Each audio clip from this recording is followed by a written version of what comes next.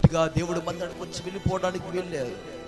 దేవుడు నీ కోసం 2024 సంవత్సరాల క్రితం ఆయన పరిశుద్ధమైన రక్తాన్ని చిందించి మానవుడుగా రిక్తుడుగా తనను తాను తగ్గించుకుని భూమి మీదకి అడుగు పెట్టి నీ కొరకు రాజ్య సువార్తను ప్రకటించి, నీ కొరకు శ్రమలు అనుభవించి, నీ కొరకు ముళ్ళ కిరీటం ధరించుకొని, నీ కొరకు కల్వరి సిలువను మోసి, నీ కొరకు రక్తాన్ని చిందించి, నీ కోసం ప్రాణం పెట్టి, నీ కొరకే పునరుద్ధారుడై తిరిగి లేచిన యేసయ్య నీకు సెలవిస్తున్న మాట ఏంటో తెలుసా?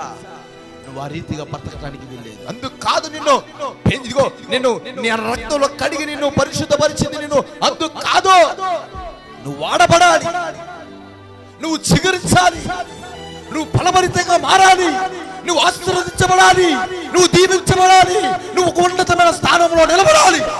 అందుకని నిన్ను పిలుచుకున్నా, అందుకని నిన్ను పిలుచుకున్నా.